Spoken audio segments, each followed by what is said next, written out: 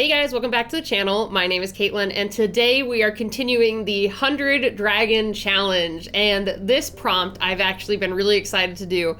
It's been on my list of to-dos, so let me tell you what it is. From Mocha, asking for a Bioluminescent Squid Dragon. So I've had this one saved, like I said, for a while, because it just sounds super fun, and I was really excited to dive in and try this out. So first off, I might sound a little nasally. I'm getting over kind of like a head cold. It really sucked that it happened right before Thanksgiving. And with that, happy late Thanksgiving, everyone, if you celebrate it. I hope you had a great time with your family and friends and just had a good little mini vacation.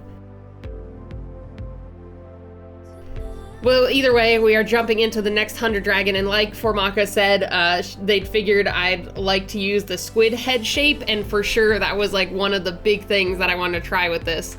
I already had an idea of how I wanted to shape the head as like the overall squid body shape, so it kind of has this long alien-like head shape. It kind of reminds me of the Indiana Jones Crystal Skull type of drawing.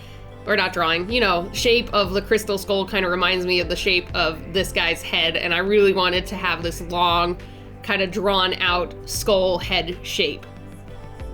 So I played around with a couple of different ways to present that, and I also had the idea of the squid has these two side fins on like the top of its head. I also don't know anything about squid anatomy, so if I say a part that has a specific name, I don't know it, so just FYI. But anyway, the side fins, I'm assuming, I don't think they're dorsal fins, but basically I think they use it to steer while going underwater or swimming underwater. And I thought those would be cool if they also kind of looked like horns to match the dragon idea. So I made sure to make them long and kind of pointy. And then the squid itself, you could say its face has the tentacles, because just if you look at a squid straight on, it just has like this, I would say like a beard mustache looking combo of just tentacles, because it's at the bottom of what looks like this big face shape. So I was like, it'd be a really cool idea to put these tentacles on the face of the dragon as well, but I wanted to really have a lot of them, so I thought it'd be really cool to have the tentacles go down the side of its neck and maybe further down along its body.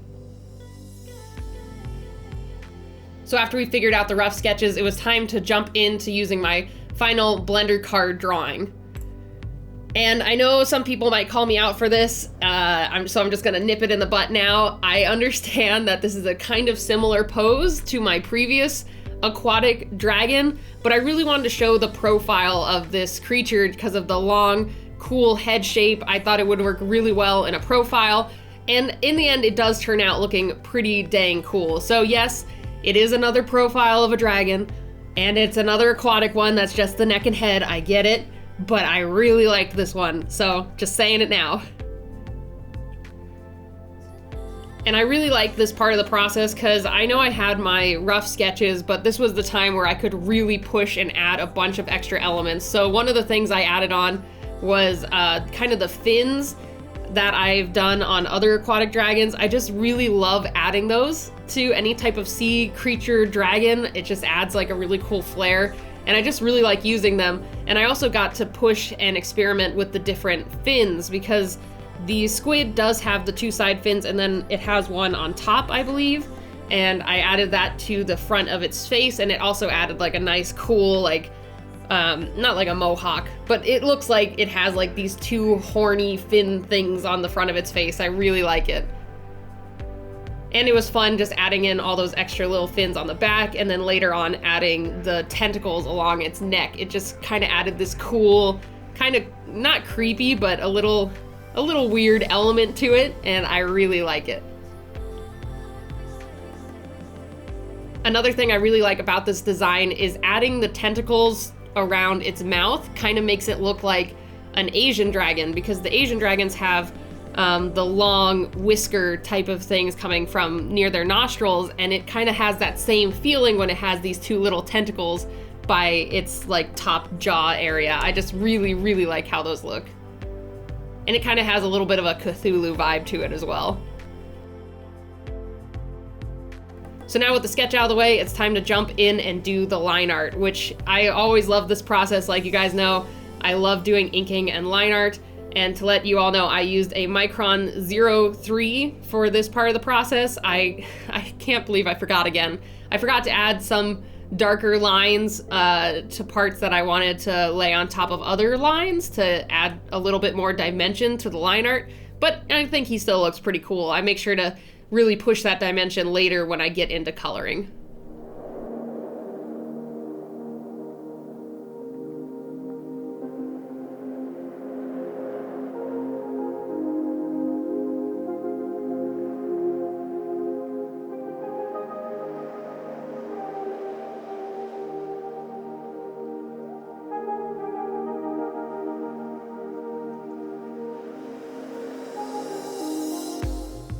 All right, so now with the line art done and out of the way and me cleaning up the pencil sketches, it's time to figure out how we want to color this guy. So when you Google search Bioluminescent Squid Dragon, when you Google search Bioluminescent Squid, it tends to be literally kind of a black background with these bright dots on the squid. It makes sense, it's bioluminescent, you're gonna show off the bright parts of the squid. But for me, I wanted to show off more of the color of the squid in general. So if you look through the Google search as well, there are pictures of the squid in light. So you can see it has all these amazing like rainbow cascade of colors on its, I guess skin, you could call it. And along with the bright spots. And I thought that looked really cool. So instead of doing everything in a dark blue or a black and then just adding the spots, I thought it'd be really nice to show all the different colors that are present on the squid. It has these blues and greens and purples just from being shown in light. So I was like, let's do that. Let's make this thing look really pretty and colorful, and then we will add the spots as well. So I first jump in and add a darker background to this creature because I really wanted to show how bright it was against a dark sea background. So I go in with a nice dark blue kind of outer bubbly look to it to give at least a nice backdrop outline.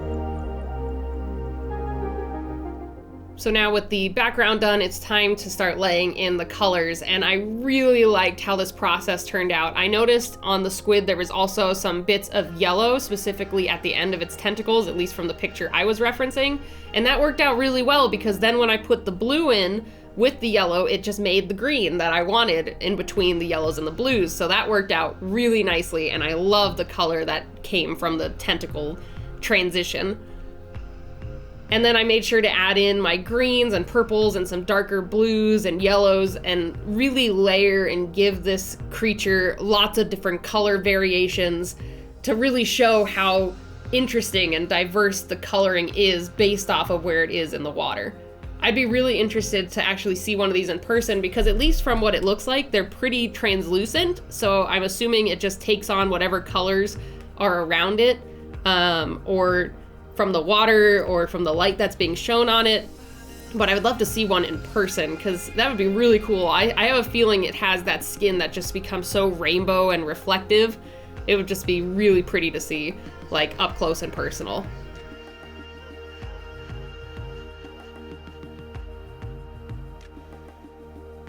Oh, I also wanted to give a quick shout out. So I noticed my blue is running low. I already know that. I'm ordering the refill very soon. But I want to give a shout out to Cass, who's one of my patrons on Patreon.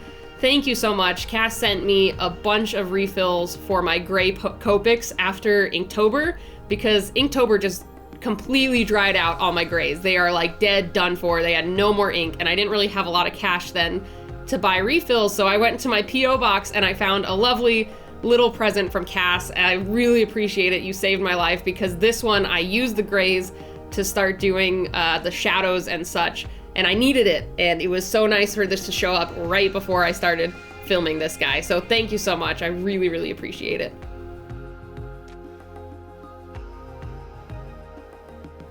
But as you can see, another side note is I have never refilled a Copic before, and I overfilled this one. So I got a little bit of a splotch when I started the shadows. I did save it. I splotched off what extra was there, and then I was able to reblend it back in by just adding more grays. But I looked up how to do it after I refilled the Copic, and I noticed that you kind of have to, if you overfill it, you need to draw with it a little bit to get some of that excess ink out, and I thought I did enough, but apparently I didn't. So got a little bit of a splotch there, but we recovered quickly, and I'm just happy that it still turned out good, because I freaked out in that moment. I'm like, oh my gosh, there's a giant splotch on my drawing.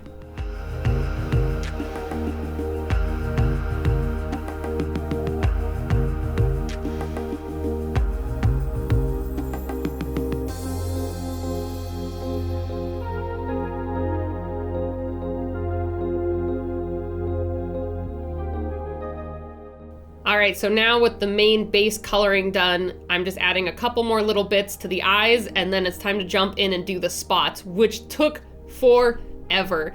I love my white gel pen, but doing so many spots over and over, it did not like it. It didn't want to lay down the ink. So in some places I had to go over multiple times for it to just get the white gel pen ink out, because it just didn't want to work with me. And my hand hurt so bad after pressing down with this gel pen for like, I don't even remember how long this took, but there were so many spots. But in the end, it was super worth it. I think it adds such a cool and interesting flair to this creature, and it really shows off those bioluminescent spots and chunks that are on the original squid.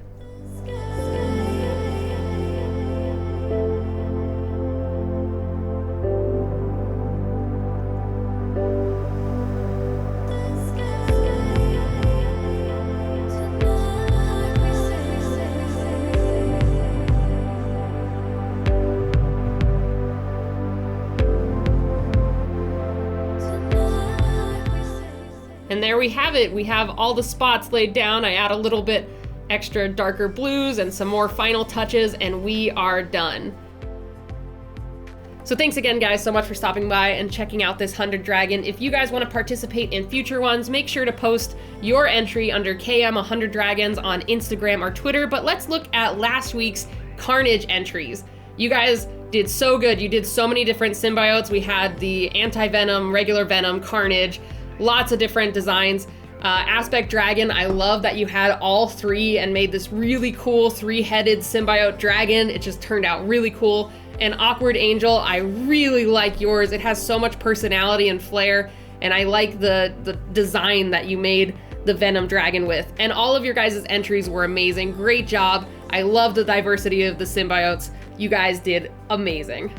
So thanks again, guys, so much for stopping by and checking out this video, and I am so excited to see your guys' interpretation of the Bioluminescent Squid Dragon. So make sure to post those under KM100 Dragons, and try to have your entries in by the Thursday before these are released, because I usually compile all the entries between Wednesday and Thursday nights. So just have it a little bit early so I don't have to stay up too late and wait for you guys' entries. That would be amazing.